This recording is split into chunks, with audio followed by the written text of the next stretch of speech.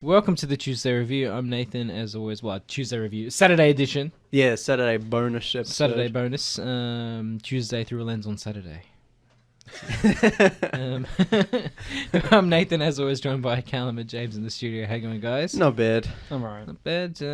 So we thought we'd kick things off today by talking about... Oh, first, this is a bonus episode. We haven't done one of these in like a month and a half. Yeah. It's a Saturday extra episode where we talk about politics and social issues and what's been happening with us and stuff we don't get to talk about on the regular Tuesday show. Whatever's on our minds. Yeah, and obviously we talk about movies and TV and pop culture like we normally do, but there's more like just a more random... Yeah, more freedom. Yeah. A little bit looser. Yeah. And the first depressing thing we're going to talk about today is, unfortunately, the government has loosened all restrictions on isolation and that kind of stuff from, the 15th of October? Or 14th of 14th October. And the restrictions still apply to Hospitals. old age workers and hospital workers.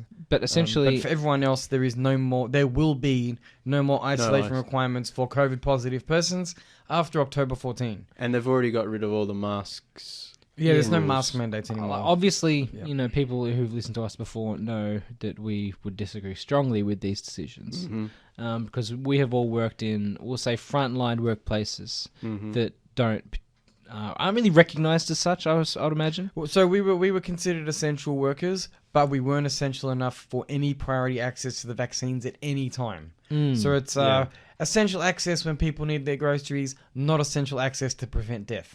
Yeah. Yeah. Not essential enough. And say. again, it's like you work in a supermarket or say like a small department store like James worked in, I guess. It's sort of thing like you still have all of that contact with the public, but you're not more in some cases, but you're not as protected. You're not as considered as valuable to society, I suppose, in a way, right? Because you're not given the priority access to the vaccines and all the more stringent, stronger regulations, I guess. I'm sure we talked about this, but we were in lockdown and essential workers were, grocery stores, retail, and doctors and nurses and aged care workers and carers and so on. And, obviously like garbage men and stuff like that. And they've always been essential workers, but it just proved to everyone that these are really the only people we need for a functioning society. And of course, like it happens all the time, everyone treated them like garbage. Yeah. They got nothing in return. A pat on the back. Yeah, the nurses got clapped. And it's just like, and now we're at the tail end of it, quote unquote, and everything's back to normal, quote unquote. And it's just like, well, we highlighted, there was 2 years where we highlighted most people's jobs are not important. Could be done from home. Yeah, most people's jobs can be done from home. Most people don't, who are getting underpaid and overworked, need to be, helped out more and paid more. And here we are, back at the beginning, and nothing's changed. Yeah, like, you know what? We're in I wouldn't say we're in an okay position right now because, you know what? Who knows the true figures of COVID at the moment? But... Yeah, that aside, what's being reported and what's actually happening is different. Because how many people are actually reporting it when they've got it? You know what I mean? It's easier to just... How people are even testing and then they don't know they have it. Exactly. It's easier, if you test positive, if you test at all, it's easier to just send a message to your boss, be like, oh yeah, I won't be in, blah, blah. Yeah. Instead of going to the government website and reporting it. Exactly. That's a separate issue. Yeah. But look, I'm going to tell you right now, if people don't take it seriously, and they're not going to, what's going to happen is casual workers, people without sufficient protection anyway, it's like little sick leave, all that kind of stuff. Yeah. They're going to come to work with COVID because they have to, right? They need to pay them. And after October 14, legally they can do that. Callum told me a few months ago someone did that at his work, and this was still during, quite a more... not in the middle of pandemic, but still at a more, the restrictions were still there. So you can imagine now, like, no one's gonna. No one will care. No, but what's going to happen is, you know what? It's right if you're a customer. You know what? You're not going to be able to stop members of the public walking into, say, a They supermarket. were doing that anyway. Yeah, but you're not going to be able to stop that. You can't prevent that. People are going to be dicks, and Yeah. they're going to go into a supermarket with COVID and sneeze on all the produce. And Which they Fight were doing. $1 for every time and during the if it's an middle. older Yeah. person, they're going to grab my hand Yeah. and tell me what a good boy I am and touch my face. Yeah. You know what I mean? For some Not, reason, not they're that's going to come and invade my personal space. Yeah. That's part of the job. You know what I mean? That's fine. But it's different when it's a worker, right? I work on the registers at a supermarket. I Yeah. get COVID. I come to work because COVID's over. Yeah. Government rules don't apply anymore. Yeah. I touch people's money all day. Yeah. I touch people's groceries all You're day. giving it to more people. I'm giving it to potentially. more people. I know I've got COVID. Don't care, Yeah. right? Not the type of person I am, obviously. No. But there are people like that. Yeah. I have the potential to get thousands of people sick, and they have And the you potential will. to get Yeah. thousands more people Well, sick. this is And a lot of people still aren't vaccinated too. That's Yeah. another thing people don't really talk about. Yeah. Is that, yeah. well, granted, Or they are vaccinated there's- and they haven't had a booster in like 2 years. A lot. A Yeah. lot of Most people are only Yeah. double vaxxed. but I also know people loosely. Yeah. That go to dodgy doctors. They get all the dodgy stuff, and there's even The documentation. yeah, doctors who like delay the vaccines because like the doctors personally believe they're unsafe. Yeah. So those doctors should be removed. Yeah. Definitely. But there's also, if you go onto Twitter and Facebook, there are people advertising Telegram channels where allegedly they give you fake digital certificates for Medicare. Jeez. So it's like, I don't know how many. I know people personally who I think would absolutely do that because there are people who I work with who don't believe in COVID. They'd rather, that type of conspiracy The tinfoil hat whole person. COVID party kind of business. Oh, Yeah, yeah. exactly. It's Yeah, not yeah. chickenpox. Yeah. Goddamn. Yeah. So it's like we don't even know how many people are actually vaccinated once, let alone, boosted. Yeah. Look, I'm going to sound very naive here. I hope the big corporations still recognize that this will happen, because No, they don't care. and Oh, at least encourage disaster pay kind of relief. we'll No, talk- I don't think we'll- it'll They happen. don't care. They We'll didn't get do it to- during the height of the pandemic. They're not That's going to do true. it now that it's officially "quote unquote" over. Yeah, but This ties into the government stuff, so we'll get to that later. But I guarantee you the reason that these restrictions are being lifted is the corporations. I guarantee 100%. Yeah. That's the only reason we kept coming out of lockdown is because Yeah. corporations kept were, throwing tantrums. yeah.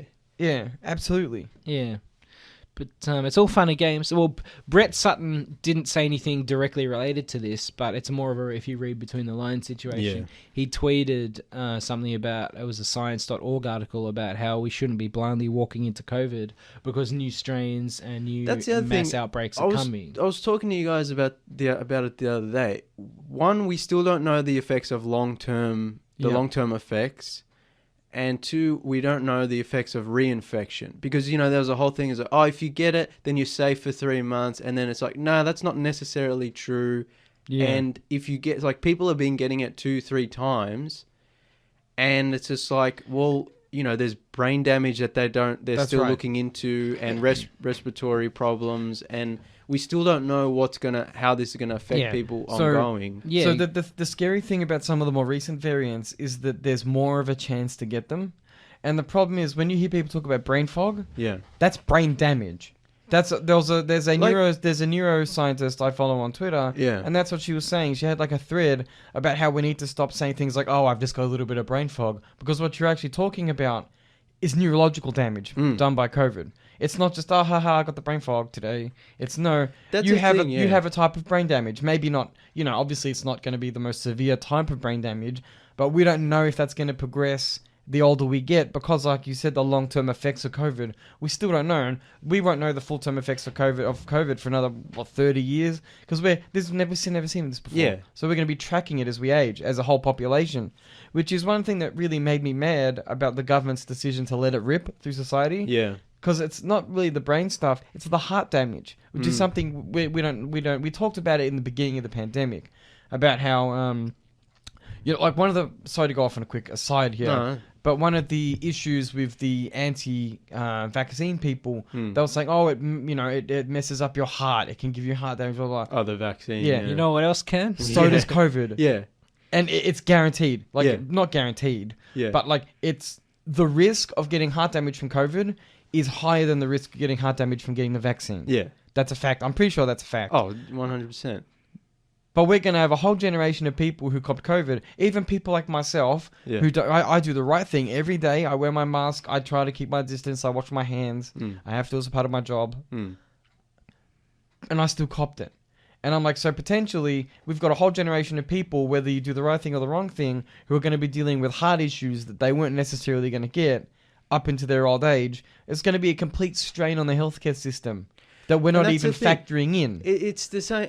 You know, during the pandemic, like before the pandemic, hospitals and aged care homes were struggling. The pandemic hits, they're at they're over capacity. They're it's code red. Yeah. Now, all I hear on the news in the last couple of weeks with the upcoming state election, all I hear on the news is, hospitals are underfunded. We need new hospitals. We need new nurses. We need more staff. You need this, that, and the other. And yet they've decided to just be like, okay, no more mandates. You're all good. Yeah. It's like, but there's already a strain on the healthcare system. That's right. What do you think's going to happen if you just pretend it's over? You pretended it's over for the last...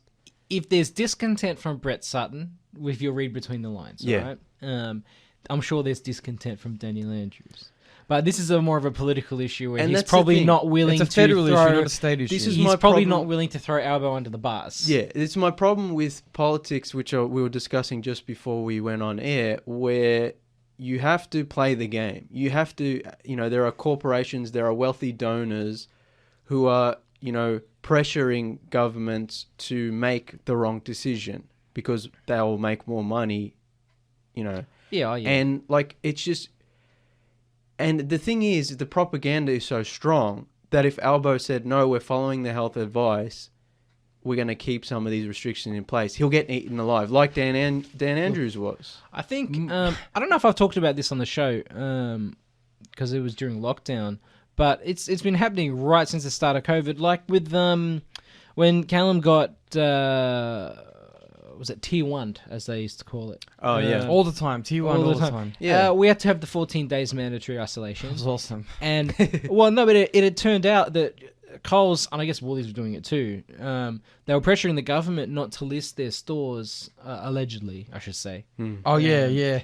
Allegedly pressuring the government not to list their stores on the tier exposure website. So when I turned around to my store manager at work at the time, and I'm like, yeah, but I can't go to work because my brother's a tier 1. He worked at this store between this time and this time, blah, blah, blah, blah. I gave him all the relevant information. Yeah. He went on the website, he's like, it's not here. What are you talking about? Come to work. And I'm just like, buddy, I'm not lying to you. Yeah. It took me like a week and a half, but I got the text message from the Department of Health and everything to show him. But I'm like, for a week I could have been in a lot of trouble. Yeah, I remember that. That was stressful. It was very stressful because I had to prove it. Because even that deep into lockdown, the communication was still so poor from the Department of Health to other people. So I had to call up. So I got told by my work that I didn't have to do anything on my end. But then it turns out if I want to help other people in my household, I have to call up a certain number. And then after a working day or whatever, they provide you with an email. And then they I'm like, it wasn't a simple process. No, it's jumping through hoops. It was a sticky situation for a bit there. Because same with my dad. Our dad's boss was like, where's the paperwork? We need to see the paperwork. Yeah, and we're just like, I don't know what to paperwork. Yeah, that's the thing though. It's just like... Because they want to keep it hush-hush. Yeah, and they want to ignore it. Yeah. They want to, and they want to be allowed to ignore it by saying, well, you don't have the paperwork, so it's okay. And if you infect everyone, well, it wasn't our fault. We didn't have the paperwork. They should have just assume that any big supermarket is a Tier 1 at every point in time. yeah, essentially. Well, it was. I remember in this area... It was like most of the supermarkets were closed. My store was open from 9 to 6 instead of 7 to 10. Same. And there were stores that straight up were just shut. Yeah, because there was a point in time where my store, there were so many people in Tier 1 that it was a skeleton crew, like Nathan said, opening from 9 a.m. till 6 p.m. For like a week, and the poor team members had it damaged them greatly. Oh yeah. Anyway, apparently COVID's over, guys. Anyway. Oh yeah, no. Like I said in the chat, we won. Yeah. So congratulations, everybody. We're done. We're through it. Yeah. I mean, look, as someone who's going to PAX next weekend, it's going to be an interesting time. Look, I'm getting my booster on Monday. Callum's getting his booster on Monday. Alan's getting his booster on Monday. Yeah. We're going to at least be trying. You've already had yours. We're going to at least try and be a little protected. Yeah. Wear your masks. Wear our masks. It's going to be packed in there. Yeah, it's going to be taxed. But you know, it's going to be interesting because I wonder how, as an event organizer, they'll like kind of approach. Well, They'll do what's legally required Legally, of they them. don't have to do anything that's what I'm anymore. saying. But it'll be interesting to see if they at least try. I mean, probably not. I don't think so. But, They might have sanitary stations left over from the last 2 years. Oh, I'm sure there'll be stuff like everywhere. that. Yeah. We'll talk about it on the show after it happens. Yeah. You know, like I said, it was super disappointing to see this, that they didn't. So, according to. This is a story that's going to continue to unfold over the next couple of weeks, I think, this whole COVID ending business. Because we only know that it was decided in National Cabinet to basically scrap everything. Yeah. We don't know, potentially, we don't know what advice they received from whom. Well, we know that they did not, according to reports, early reports, we know that they did not receive advice from any health bodies. Yeah. I mean, obviously. Most health experts I've seen say it's a bad idea. Well, yeah, no, I mean, I was going to swear then. Yeah, obviously. Yeah. Duh. But hopefully we'll have time to update this story when we have more information. I think there's an election coming in November. Now's your time, Dan. Yeah, we'll talk about, it's an ongoing thing with the upcoming state election. So because I will say I think that it's going to be temporary. It might be a hellish 6 months to a year. It'll be temporary until the shit hits the fan. That's what I was gonna say. And the hospitals close. It's all fun and games and value for the shareholders, yay. But then what happens when you have people in the streets because there's no hospital beds, there's no ambulances? You know what I mean? Like when we're a wasteland, they might put restrictions back in, but it's a matter of how much damage is going to be done to the society before we decide to listen to health workers. Personally, I think because of the last 2 years, like being in lockdown most of the time and people freaking out, and then, we had the last lockdown and Dan Andrews was like, oh, we're not doing this ever again. And Albo was like, no more. I think no matter how bad it gets, they'll never go back into lockdown, even if they have to, and they'll never. They won't do anything. Isolation requirements are all I'm asking. Yeah, you know what I mean. It's the barest minimum, man. If you've got COVID, stay at home. They keep complaining. It's like, oh well, we can't keep paying people to stay at home. I'm like, yes, you can. That's why we pay taxes. Vote to raise, that's why we pay taxes. If you vote to raise your own salary every year, if you keep voting through tax breaks for the rich, you can pay a bloody nurse or a bloody grocery store worker a couple bucks to stay home for a week. And that's the thing. We can assume. Look, this is just broader economic policy. This is the thing that obviously they don't talk about is the fact that you give someone who works week to week, hand to pocket, right? $500 to stay at home. They're going to buy groceries. They're going to pay their bills. Yeah, it goes back to the economy. Yeah, it's not wasted cash. Yeah, if I give a $1 billion tax break to the rich, where's that money going? This exactly what happened where they were giving the job keeper to big corporations who didn't need it. Yeah, Harvey Norman. Yeah, and then they were like, and then the pandemic, and then the lockdowns ended, and they're like, oh, what money? Huh? We don't need to pay that back. What? Where did that money go? It didn't go to the workers. Right. It's all a scam. So this is old information. This is from 2020, so it's probably actually gone up by now. But the base salary for senators and members of government is in Australia is approximately $211,250. Damn. Now, I know Albo is one of the highest earning national leaders in the world. So, really, yeah, he earns more than Biden when the UK Prime Minister. Yeah, that's surprising. I'm sure Biden has a better pension. But I'm sure some people in government will tell you we can't afford to keep people at home. Well, much like my retail, like my communist leanings, I should say, socialist leanings, when it comes to capitalism, we need to also apply that to politics. We can afford to pay people to stay at home. Yeah. Why don't we start cutting budgets for the government? Do you need $200,000 a year? Also, no, you don't. Why do they get free bills? And when Parliament gets shut down, when they take time off, I'm like, why do they get to do that? I don't get to do that. You don't get to do that. No. Normal people don't get to just be like, work's over for a few weeks. 100%. They should be sitting in Parliament every day doing their freaking job. They should get annual leave like the rest of us. You know what I mean? Everyone deserves annual leave. But but I mean, it's like annual leave isn't. Oh, government shutting down. We'll see you in 3 months. Yeah. I'm gonna go on a holiday. Thanks. Yeah. And then even when they are sitting, they can just not show up and just be like, oh, that guy's doing my vote, or I don't have a vote. I'm not voting. I abstain. It's like, what? No. Do your job. You should be there unless you're sick or whatever. Yeah. Should be there. You're employed. Yeah. Don't forget that. You're employed to do a job. Yeah, you're a civil servant. That's right. They work for us. This is what pisses me off. Albo, if you're listening, come and talk to us, please. We just want to talk. Yes. No, so my point is that we hear this line, we can't afford it, there's money concerns, whatever. The Liberal Party famously talks about balancing the budget. Well, first of all, you don't need 200 grand a year for let's be honest, like I know it's a complicated job, especially if you have a portfolio, but your average member of parliament, all you do is say yes or no, calm down. Yeah. Second of all their bills, most of their bills get paid fully. They get free cable, they get free internet. Yeah, free travel most of the time. Budget cuts. Get rid of that stuff. You earn 200 grand a year. Free rent too. It's like if you get paid that much, we shouldn't on top of that as taxpayers also be paying for all your other expenses. So you can't tell us, the reasonable voters, that you can't afford COVID protection measures. Yeah. When you look, and I'll be honest, I know that it's all legal, the funding they receive in this way, it's all legal, but it stinks to me. I consider it legal corruption for them to be rorting the system so hard, and they all do it. Yeah. The Labour Party does it, the Greens do it, the Liberal Party does it, the Socialists claim they won't, but it's one thing to say you won't until you get into power. I can't remember his name, and we should look it up to get the actual story. But there was that guy who's like, he didn't even get elected. He got like 200 grand, and then he like left politics. I was like, hang on, why does that work?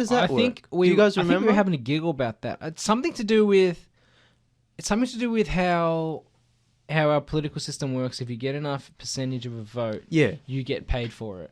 Yeah, but the guy didn't even get enough to get, like, there was some sort of thing where he got paid anyway, and then he's like, he didn't win a seat. He didn't win a seat, but he got enough random donkey votes from a fake party that he made. Yeah. Just to get paid. Yeah, and he's like, see ya. Politics. Yeah, no, that happened. I don't know the details, but it happened. We made a joke about doing it ourselves. Yeah, we should. No, but see, if I made a political party, it would be a real political party. I wouldn't just do it for the cash.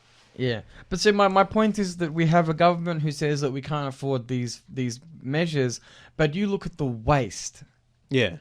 It's ridiculous. Look, or we can just stop giving $billions to coal mines, whichever comes first. Stop subsidizing mining equipment for giant mining corporations. The death of the planet is not a joke. Fine Optus $5 billion. Fine Optus all the billions of dollars for just legit not having security. Yeah. Well, what was just the deal with that? Not. Can we talk about that? We can. Like, I was like, every big corporation has had data breaches in the past. Almost everyone. Sony had one recently. Yeah. Like, and it's not been as big a deal as Optus. Apparently, Optus just had an API, an unsecured API, so none of us are computer scientists in the room, but my understanding is that in software there's a thing called APIs, which are like, think of it like software extensions, basically. So like let's just say you're a software developer. Optus hires you to produce an API, which is like for a phone app, we'll say, and then it lets customers log on and see their data and handle their stuff without directly interfacing with Optus themselves. It's like I'm probably butchering. It's like a little tunnel. Yeah, I'm sorry, IT people. I'm probably butchering this terribly. But long story short, they had this API, which is like a program extension thingy, and it wasn't secured at all. It was an open door. So when people say this is a hack, it's not a hack in the sense that you see a hack in the films. Someone just opened an open door. I'm like, hey, cool, so this is all of customers' information. Someone figured out it wasn't encrypted and there was no passwords on there at all. And they were like, I wonder what happens if I use my own software at home to interface with this API that hasn't any protection on it. Oh, instead of the official Optus thing going like, we're taking that information for official use. I'm pretty sure that's how it worked. They made their own one to pull customer ID, and they found out that it'll pull everything else with it. Jeez. So that's my understanding is that's what happened. Optus are denying it, but they're not also giving their side of the story. Yeah. Because according to all the experts, the whole story is Optus are too cheap to pay for security. Again, this is a symptom of what happens when you outsource everything overseas. Yeah, that's right. There's some dude in a third world country above everything. Some dude in a third world country is writing this software. Do you think he's going to care? Yeah. No, man. No. And, it could be a case where they paid for the security to be implemented, but the contractor just was like, nah. So, who knows? Yeah. Who knows who's Optus is a false, number one. Yeah, because Yeah. they have should be a legal and ethical Yeah, obligation. you would think that they would have people employed whose entire job it is There to should be a find whole holes in the Optus system. security. Yeah, there should be a whole Optus. Well, it turns out security. if they are, they need to be sacked. Yeah. Because, that's again, no one's computer scientist here, but things like API security, that's my understanding is that's standard stuff. That's normal everyday. I mean, yeah, I would imagine security is probably the first thing you think of when you're a big telco. And Yeah. another thing, and You have this is private information. Yeah. and our Labour hating uncle brought this up. Bless him. He doesn't hate Labour. He hates Daniel Andrews. It's a whole thing. Oh yeah, that's It's a a whole thing. cult of personality kind of yeah. hate. Daniel thing. Andrews stepped on my I flowers. don't know, but he hated Daniel Andrews before it's cool. But that's another thing. He actually raised a good point as well that and this is more to do with the Liberal National Party than it is Labour. Even though, as you boys know, the Labour Party lost my love after the data retention scheme, which is what I'm about to reference. Mm-hmm. He says it wouldn't have been so bad if the government did not force companies to retain years worth of data. They probably do it anyway. The data retention scheme, they have to hold on to data for ages or whatever. So he says if we had a more lenient or, in my opinion, ethical data retention system, there might not have been that much data for Optus to lose. Because it's going, my understanding, it was a significant amount of data going back years. It was since 2017. So if you've been an Optus customer from 2017 to now, you potentially have been. There's no. That seems normal. It's 5 years. 5 years isn't that long for. I think, my opinion, especially if you're still a current customer. My opinion is that you should not. Again, it's an opinion. I'm sure they have their own team saying 5 years is great, bro. But my opinion is there's no reason to be holding on to personal data of ex-customers for longer than 1 year. I just don't see a reason for it. I don't know. I feel like everyone should always have records. Or it should be kept on off-site. Offline storage. Yeah, there's obviously that's just good security practice. Because you can not imagine, easily accessible by hackers. You can imagine for if they're like, oh yeah, after 6 months we delete everything, and then it's just like that will be chaos. And then they get audited or whatever, and it's just like, oh, hang on, you didn't have any customers before 6 months ago. I think personally, 5 to 10 years is probably okay for basic records. Yeah, because you need to have something on paper. Yeah, obviously digitally now, but yeah, on paper as in record. But yeah, if there was better systems in place, it wouldn't have been as bad. Just any security would have been good. Yeah. We might go on a very quick break. We'll be back right after this. You are back on the Tuesday review, Saturday edition. Mm-hmm. We were talking about, I guess, just government policy and the recent Optus data breach and COVID and some stuff. Callum had another point to raise. Oh, I just wonder, and I'm sorry for listeners who know, they all know our political thoughts anyway. But we're gonna wield our blunt weapons at you once again. Well, that's what the Saturday episode's for. Socialism hour, baby. That's it. Saturday socialism. Yeah, that's it. If you've been paying attention to the news, you probably know that there is a hurricane currently savaging the East Coast. Yeah, Florida. Of the United States of America, and it's a terrible environmental catastrophe. Yeah. And I've been paying attention to Twitter lately, as I do. Nathan tells me I should stop, but I'm not. Don't use stop. Twitter. You're not the right. You don't have the right personality to type Twitter. Get off it. Anyway, it's a timely reminder that climate change is a real problem, and just because we don't feel it too often in Australia, it doesn't mean it's something laughs in floods and bushfire. I think we do. I should say that it's something it's not currently in our news cycle, is what I should be saying. Well, that's because our news cycle is dominated by right-wing nut jobs. Yeah. So they're all climate deniers. They're like, flood? What flood? Yeah. What do you mean, the normal floods? The yearly floods? What do you mean climate change? It's raining, see? It's not quite... Yeah. Shouldn't it be dry? But it's cold outside. How can global warming exist if it's not warm? It's like they're in the room. Trump, is that you? Excuse me. What I was saying was...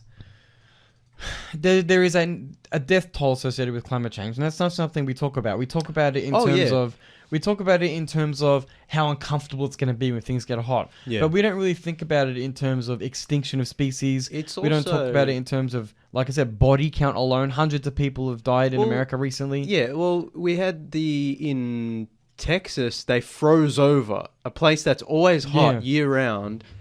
That last winter, like literally water froze in the pipes. It got so cold. And because it's always warm there, they didn't have the infrastructure to handle it. And I don't know how many people died, but a lot of people did. Yeah. A lot of people became homeless. A lot of people got sick. And of course, because it's Texas and their governor's an idiot. There's no healthcare there. Yeah, there's no healthcare as well in the whole country. And it's just like, it was a huge humanitarian disaster. Same thing happened in the UK. It was so hot, and they had no way to handle it because it usually doesn't get to that point. Extreme. Yeah. How many people died? How many people don't have air conditioning in their homes? How many people got sick? It's a huge toll on health and life, but also, like, climate action is also action against, like, helping the economy, because global warming affects it destroys economy. And we don't talk about that either. There's a classic saying: "There's no economy on a dead planet." Yeah. So all these right-wing conservative parties who are like, oh, climate change doesn't exist. Oh, by the way, we're the best economic managers, which has never been true in the history of humanity. They're deliberately ignoring the fact that this will directly affect the economy negatively if we don't act on climate change. Yeah, because they're stupid. Yeah. Well, it's so I think it was the Atlantic. I can't remember, but it could have been the New Yorker. So forgive me. I'm like forgetting which magazine it was. Yeah, it doesn't matter. But there was an article that talked about the problem with climate change now in the year 2022. Yeah. And it was saying that the issue is that we're still talking about climate change, but using language such as what can we do to stop climate change, blah, blah, blah. But the issue is that we've actually failed to stop climate change. Yeah. Climate change is now it's already here. happened, yeah. So the conversation is now, it's not can we stop it, it's how can we stop the deaths from getting so high? Yeah. Because the problem now is that it's reached an unsustainable level of growth. And the problem is, how can we slow the level of growth of climate change down? Because it's now thinking we failed. That's what I'm saying. Like, we failed. Now it's about implementing policies to help us adjust to the future. Yeah. If that makes sense. So it's a cynical way to look at it. But they also say that the problem is that the ice caps or whatever are melting quicker than we predicted, because we've been underestimating our emissions and the problems we've just been underestimating globally. Yeah. So we're literally not prepared for what's coming. So we talk about these hurricanes with the floods and the earthquakes. That's just the beginning. And we're not, like I said, you don't see this in the news. People aren't talking about it because most people want to live with their heads in the sand rather than face the truth that in 30 years, if things continue to progress at the rate they are progressing, I'll be generous. I'll say 70 years. It's Mad Max territory. Oh, definitely. You know, my dad has a saying: the water wars. Yeah, that's what it's going to become. Yeah, it's not going to be it's going to be 40-degree days. It's going to be 45-degree days. Yeah. And gangs in the streets looking for clean water and purifiers. There are like people watch Mad Max type apocalyptic movies and go, oh wow, isn't that cool? But it's just like, there will be days in the future where you cannot go outside because it is so hot and the ozone is so thin that, like, your children will be experiencing this if we don't attempt to do something about it now. So it's like, okay, 70 years might be a bit cynical. So even if we say 150 years, right, we're screwed. Oh, yeah. Like, if we keep going the way we're going, society as a whole, and I know I sound like a shrieking, socialist. We're like, no, stop the capitalism. But we need to adjust the way we look at Earth as well as society. Yeah. Because it's like, okay, maybe we could all eat less meat. Okay, that's what the corporations say to us. Yeah. How about you eat less meat while we do our secret polluting? Yeah. It's the whole it's always putting it back on the little person who can't do a lot. Yeah. Like, I recycle, I do my part. But the biggest polluters are giant corporations That's who get right. away with murder. And what one thing that really pisses me off is the idea of the carbon credits. Yeah. That's saying, okay, I was going to pollute 10 tons of whatever, Yeah. but since I'm only polluting 8 tons or whatever, you're going to give me money for the 2 that I didn't. Yeah. And then a lot of the times they pollute the whole 10 anyway. Yeah, of course. They just underreport it. It's Yeah. all a rot. I'm like, no, how about Like- instead we move away from mining, we move away, and I know, Yeah. you know, everyone's heard this so many times before. I'm sorry that you guys have to sit here listening to me ramble on about this shit. No, it's But- important. We need to investigate cleaner energy sources Yeah. because it is not a joke.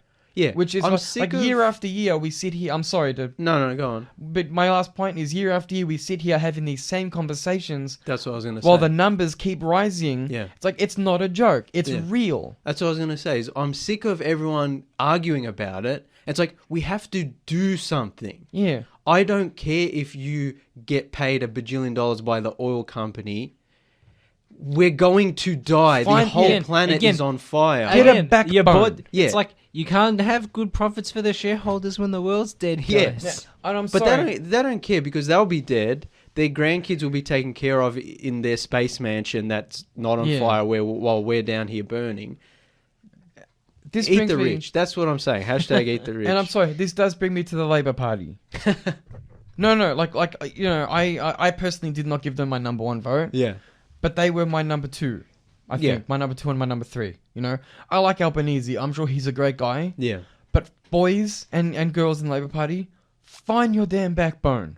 Yeah, Okay, it's- you have a they're mission. too- You were, what's the word? Not employed. You were voted in by the people of Australia Yeah. to undo the damage caused by the crazy coalition. Yeah. You have a mandate by the people to fix things. Yeah. Find your backbone, okay? Listen to the health experts, which they railed against the coalition for all the COVID years and before in different areas Yeah. about how they wouldn't listen to the experts. Yeah. Now's your time to listen to the experts. Don't pussy out, I'm sorry, Yeah. because the lobbies are getting a bit intense, That's the okay? problem. Yeah. Backbone. Right? You were It's- elected under the mandate of being the adult in the room. Yeah. You have to be the adult in the room.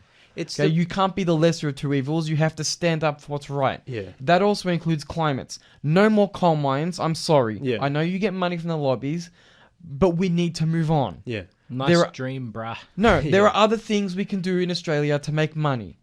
Okay? Yeah. We export That's the cannabis, other for thing. example. That's the lean other into thing. agriculture instead of mining. If we invest in renewable energies, that'll make money. yeah, We no, I know. we have the potential to be one of the greatest. The leader, exporter of Australia renewable could energy. be a leader in renewable energy and make just as much money as they do exporting coal or whatever, Yeah, and it's healthy for the it's good for the environment. that's right. But we won't No. because of the lobbies. Like I said, Yeah. we need politicians to stand up and remember what it is that they're fighting for, which isn't us in this room necessarily. Yeah, It's the future of the Australian country. yeah, Okay, so you get 200 grand a year and you do nothing all day. Congratulations. yeah, But what about your grandchildren? They're inheriting this burnt Yeah. rock as well. And It's politicians, a symptom. It's politicians a don't symptom. make that much 'Cause money. they're- that It's a symptom of the modern era on which people only care about what they have. and it's what- Yeah. F you, I got mine. Yeah, but that if you're a politician and you're earning 200 grand, that's still not enough money to set up your great grandkids Yeah, for people life. don't have long term vision though. But yeah, it's one. it's short term gratification. There's that, and then there's two. It's like on top of those salaries, they're getting,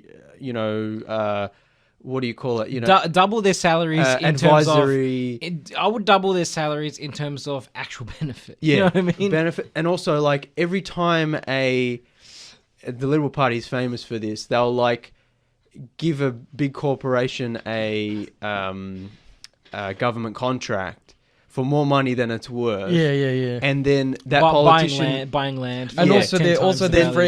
friends, and their these friends who tiny are- companies and then- with the big and then contracts, that politician will retire and then become an Yeah. advisor or have a board role on that corporation. Yeah. It's like, come on, man, we know what you're doing, and this is why we need an ICAC, which maybe we'll talk about next time.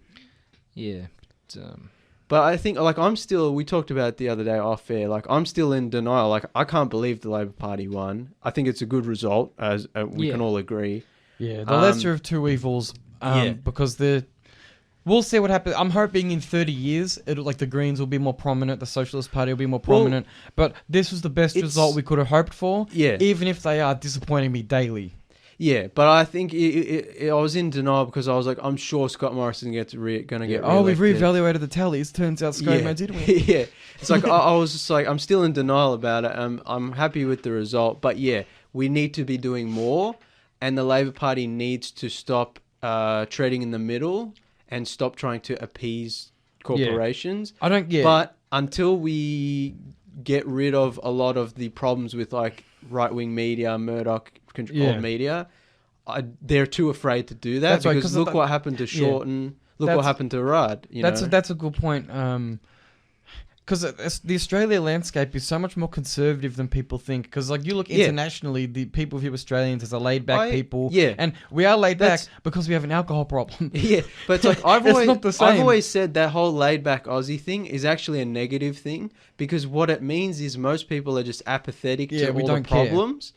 And it's the she'll be right, mate. Yeah. Oh, Scott Morrison's destroying the country. Kind of party culture. She'll be right, mate. Oh, who cares? He's a dickhead. Oh, no, who cares, mate? Oh, they're both the same, mate. It's just like, do something. Get off your ass. Inform yourself. That's it. Nothing better than serving customers at work and make them real uncomfortable when you say you don't agree with their political views. Yeah. I think old people being like, oh, like Scott Morrison, like, I don't. Yeah. Like, uncomfortable silence for the rest of the transaction. Good. I think there needs, because we've been talking over the last few years about divisions. Division seems more... they are wider. Seems wider than ever. Yeah. And I think that's a good thing. Because it makes everything starker. Yeah, I personally think we shouldn't be playing the game of there's too much compromise. Yeah. Like, I feel like we always bow out to, the conservative side wants this little thing, and we keep giving them a bit more to keep them happy. It's like, no, stop listening to them. They're evil. They're trying to destroy us. The issue is that Albanese's quite a progressive dude. Yeah. Like, in himself, he's like a progressive guy. He has good ideas. But the problem is that our idea of the Labor Party, they're left-leaning only in relation to the Liberal Party. It's what James said, though. They have to play the game. Yeah, no. It's because they're playing the game, We'll get there. If we look at the way they vote, the policies that they believe in, they're a centre-right party. They're not as right as No, I wouldn't say they're centre-right. I'd say they're centre-left, but very close to the centre. Whereas the Liberal... whereas a coalition... has a centre-right party that's gone all the way to full right-wing, like far-right. And they're slowly dragging Labor to the middle. Yeah. We'll agree that there's murky waters. Yeah. On some issues, they're definitely just like, we'll just vote for the Liberal Party because that keeps us safe and it keeps us rich or whatever, which I don't agree with. But the issue is that because of the way the political parties work in Australia, Albanese can have as great ideas as he wants, but ultimately he's just the representative of the Labor Party. So if the caucus say to him, okay, well, we know you want this, that, or the other, but as a body, this is how we feel. He kind of has to do that, otherwise he can get rolled. Yeah. And I'm not saying they would roll Albanese because he's a hero in the Labor Party now. It's what happened to Rudd, I guess. Yeah, but he's a hero now for overthrowing the coalition. Like, there'll be statues of him, you know what I mean? Still the best Prime Minister we've ever had. Saved us from the global recession. Well, we'll see what Albert does with the upcoming one. Or he's also responsible for getting us vaccines. Yeah. Good on Rudd. Rudd, please come on the show. But my point is that the issue is that, like you said, because of the media landscape and also the lobbies, which is a huge issue in Australia as well, not as big in America. In America, the lobbies wield godly levels of power. Less so in Australia, but still enough power to make politicians uncomfortable saying no to them, which is a problem. Yeah, because politicians should be seen as we need to get donations either completely gone or severely limited. Yeah, no corporate donations. Get that out of our... get it out. Or just corporate pressure entirely. There's no reason for anyone from a C-suite level to be talking to a politician. Yeah. Right? It should be recorded. Yeah. If you work for a company and you're in like executive positions, every interaction you have with a member of government should be documented. Damn straight. Right? I know. I'm sorry. I know that sounds crazy to some people listening at home, but conflicts of interest. Yeah. But my point, I'm sorry. No, go on. That tangent. My issue is that the Labour Party needs to completely disconnect itself from the media landscape, because the media landscape in Australia is not healthy. Like you said, we don't have any real progressive media. Certainly not traditional media. Yeah, the only progressive media is like small independent journalists. Yeah, and they don't get the time of day necessary to actually make the change that we need, because they don't have the they don't have the reach. Most people just turn on 9 News, whatever, and you know, whatever headline they see on the newspaper, and people don't buy newspapers, but on the stand at the local shops, that's what people are going to intake. Yeah, so I think that seeing how the Labour Party has reacted to the COVID stuff, and how they still keep giving money, even though they say they're good for the environment, they're still doing things that are negative. I feel like they need to have a reckoning, and they need to decide who they are as a party. Because I think it's not helpful for Labour to have, like, you know, in America, there's that Senator Joe Manchin. Do you know who Joe Manchin is? Yeah. He's a Democratic. He's a Democratic senator, but he's very, very Republican. Yeah. And so he fights tooth and nail with the Democratic Party for everything. Which is another. Maybe we won't have this discussion now, but that's actually a strategy of the Republican Party, where they're now trying to overtake the entire government by rigging it, basically. It's not that bad in Australia. Yeah. But I think that we need to find the Labour Party needs to identify the people like that who are essentially actually progressive, who are essentially the coalition light, and they need to be look, you're a Labour Party member. This is what we should believe in. This is what our members expect. Yeah. And if honestly, maybe even a Labour card carrying Labour Party member, national survey. What do you actually want from the Labour Party? Yeah. And then it is what it is. If they want climate change, the party has to get behind it completely. If they don't want climate change, that's fine. But then all the progressive members of the Labour Party can identify themselves and maybe do their own thing. I don't know. But I think we need to make the waters less muddy so we have a clearer political identity for voters. Well, I know that sounds dumb because, you know, we're all Labour Party supporters in this room, more or less. But it's not helpful to have them fighting against each other, because we always talk about the right's ability to unite is awesome to behold. Yeah. It doesn't matter how many conflicts there are within the right itself, they will always rally behind a person. Yeah, because they don't actually care. They don't have a goal other than to hurt people and to conserve their own power and wealth. The downfall of society is their only number one goal. So my point is that we need that for the left parties as well. Yeah. Less infighting, because we need everybody to just be honest about where they stand on issues. Yeah, and we don't have a lot of time to talk about it, but one of the big problems, which is why I'm surprised that the Labour Party won, one of the big problems in Australia is we have actually very few left-wing progressive parties, and we have a lot of right-wing conservative parties. And also the left-wing parties, like you said, are always fighting about what do they stand for. And a big problem that the right uses to their advantage is like gender politics and stuff like that. Whereas like the Greens are trying to be ultra progressive and stuff like that, and they end up just Labour, annoying a lot of their fan base with their antics and pushing people away. And exactly. And Labour's trying to play the middle, and it's like, well, no, you got to be more left. And it's just like, we should all just shut up and be like, look, these are the big issues. Let's all unite. And I'm hoping, because with this election we saw a lot of people vote, more for people, climate. More people than ever have voted for smaller parties other than the coalition and the Liberal Party, the Labor Party. The two main parties got less votes than they had ever before. Yeah. And yet we still ended up with a good result in Labor Party winning. I have a feeling. I'm a pessimist. I don't think this will happen, but I'm hoping that this means in the future there will be more smaller left-wing parties. Left-wing parties now, like the Socialist Party, will grow, and in future we will hopefully end up with because the Liberal Party dragged us all the way to the far right. Yeah, they did. We're in fascist territory. We're code red. We're not as far as Italy at the moment. No, but we're very close. We're very close to the Trump era. Like we're 5 years away. I say that Scott Morrison had that's what I was about 15 portfolios, like Thanos. Exactly right. So that's what I'm saying is, if Scott Morrison got re-elected, that's the end of Australia. The fact that he didn't, I'm hoping that now we can slowly drag us back. I was going to say, Nathan says that the coalition were using the Australian Federal Police as a weapon against their enemies. Keep fighting, Jordan Shanks. Yeah, Michael West. Yeah, I think one thing I do want to say after all that discussion is one of the biggest problems in the world, and especially in Australia, and this is a tool the right-wing media uses to their advantage, is the whole both sides are the same. Yeah. And the it doesn't matter who you vote for, it's all crap. Yeah. That is a dangerous Equivalence is a rhetorical tool. Yeah, because the right-wing parties, like Liberal Party, like wants you not to vote. They want you to throw away your vote. They want you to donkey vote. They want to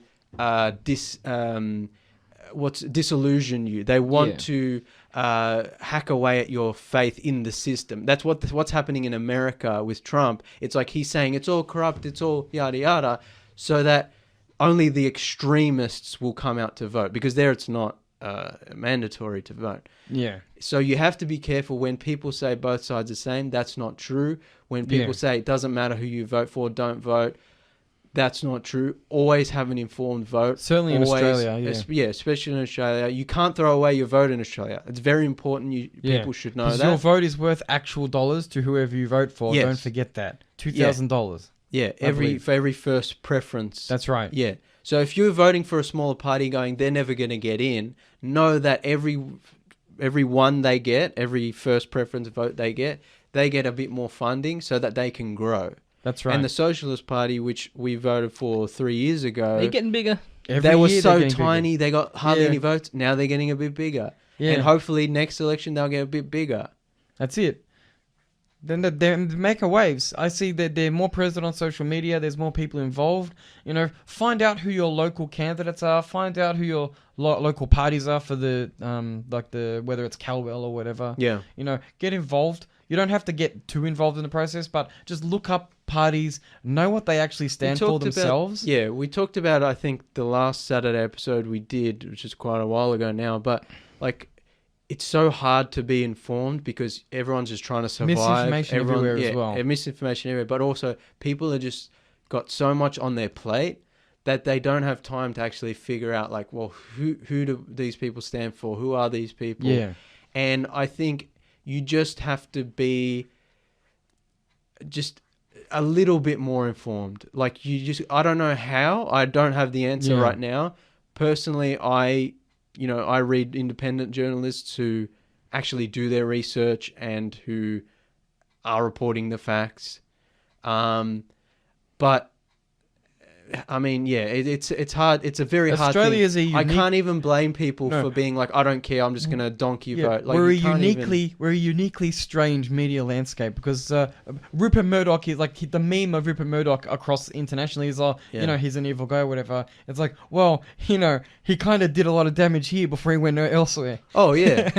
So, he's trying to make us into America. Yeah, it's funny because when you look at the actual damage he's done to global democracy everywhere, like it's almost crimes against humanity levels. Oh yeah. And I know that sounds outrageous, but true. I saw a thread on it one time where some girls like, here's all the media organizations he's purchased. Here's what they were like before. Here's what they're like now. And it's like you get into like Russia Today territory. Yeah. And it's like not just that, it's also buying up small newspapers and then the problems associated with that. It's like Australia is a uniquely terrible place to be a journalist. Yeah. Because either you try the independent route and you make no money and it's hard to survive, but you have your integrity. Yeah. Or alternatively, most of the time you're working for somebody who wants to obfuscate the truth. Yeah. Or there's editorial biases everywhere in Australia's political landscape. Yeah. You can't escape it. Yeah, it's a big problem. I think also, I forgot what I was going to say, but... Yeah, it's a big problem with misinformation and disinformation. Yeah. And people have to be... Critical thinking is not something that a lot of people... And, this is something I was thinking about the other day as well. This is related to critical thinking. We put so much onus in education on STEM. What is it? Science, technology, engineering, and maths. Yeah. And critical think, you don't do critical thinking in STEM. It's critical thinking in the arts. Yeah. And most... highly educated people think of arts as a joke, but the arts are where you learn to think and philosophize.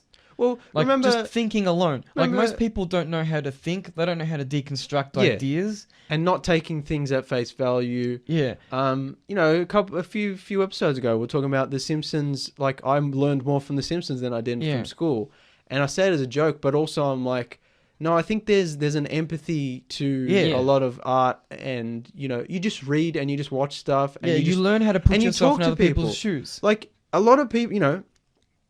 Who was it? Mark Twain, I think, said traveling is The best education. best way to Fight ignorance. Yeah. and prejudice. It's like most racists are racist because they've like never met a black person. They've never Yeah. lived next to a black person. It's like if we put it's empathy. If you put yourself in someone else's Oh shoes, man, it's what I said. We've all worked retail, bro. It's like Yeah. you want to humble someone, make them work retail. We talked for about a it. few Every weeks. rich CEO, every politician should have to work in retail because that'll change their Yeah. view rapidly. Yeah. But like that's the problem, you know. At least when it comes to like, so journalism's an interesting thing because yeah, it's an arts degree, but you learn how to report the facts. But as soon as you leave school, all that's out the window, and then you're reporting to an editor in chief who will say, Yeah. okay, no, we need this slant on And this story. Go fix it. One of the major problems is a lot of like young journalism students think they're progressive, think they're doing the right Yeah. thing. They get their degree, they go work for a Fairfax aligned, not even like a Fairfax paper or a Fairfax channel, but it's like something that's like sub-owned or, you know, some sale. And it's like, they think they're reporting the facts. Their editor says, do a report, you know, 1,000 words on this. And they go, okay, boss. And it's like, what they're actually doing is just reporting what Fairfax is reporting, and they're just reporting what the government, which within the Liberal Party at the time, told them to do. Yeah. And so it's this thing of like people who think they're doing the right thing are actually spreading misinformation, spreading disinformation, and it's all coming down from. And it's funny because when the ABC would do something that was against the coalition, you'd see reports of, oh, the ABC just hate the government. Yeah, Funding cut. Yeah, for 10 years the government was Liberal Party. It's like, Yeah. who do you think funds the ABC? And it's just like everyone's like, oh, ABC's left-wing garbage. It's like, no, it wasn't. No, It was a right-wing propaganda tool. That's another problem. A lot of people can't distinguish what left-wing and right-wing are. Yeah. It's, you know, the American problem of people just pointing at people, go, you're a communist, you're a socialist, Yeah. not actually knowing what that means. Different topic entirely, semi-related. That's why the BBC is good. Because it's paid for by the people specifically. And it doesn't have... the government can't interfere in the BBC as an organisation. I think It's not funded by the government. Say I forget the word, Liz Truss, the current UK Prime Minister, can't turn around and say, I'm cutting your funding. Because it doesn't work that way in England. because the Liberal Party cut ABC funding by a lot. Yeah. And so the ABC had to stay in line. Yeah. And I'm hoping that the Labour Party will start to fund it again. But yeah, I think there is that independent. Yeah, there is value in the having SBS, but but there is value in having those independent stations and even government funded stations where it's just like we need to have some sort of free Yeah, it should be channels or- unshackled. It should be they should be able to report objectively. Like they should have their own charter where it's like you can't if you have a political background, that goes away if you join the ABC. You know what I mean? Like you have to there should be a team of editors, not just like one guy, and they all have to report objectively what's going on. No, I think the like I problem said, is again, news- goes to what I said. Communication between executives and government should be documented, and so that would help a lot with something like the ABC. Whereas if people you just had, do it under the table. and then that would be illegal. Yeah. Yeah. And You know what that's I mean? why we need an ICAC, which we'll talk about another time. I reckon we're pretty much Yeah. out of time. Done. Thanks for listening, everybody. Thanks for listening to Whinge About Politics. Yes. I'm sorry, boys. I'm sorry. I got a bit riled No, up. it's The all right. count took over. This is exactly what the Saturday episodes I are do for. apologize. Yeah. Like I said, those 20 lefties listening, all of the smaller issues matter, but the planet's dying. Maybe we can come together and just, maybe. I don't know. Again, thanks for listening, everybody. You can catch the Tuesday Review on Facebook, Twitter. Please like our pages, Instagram. Instagram, yeah. You can listen to the episodes on Anchor, Spotify, Apple Podcasts, wherever you listen with your RSS Rate, review, feed. and subscribe. I think does stuff. Yeah, I don't care. Alleged visibility. Thanks for listening, everyone. We'll be back next week. Adios, cousins.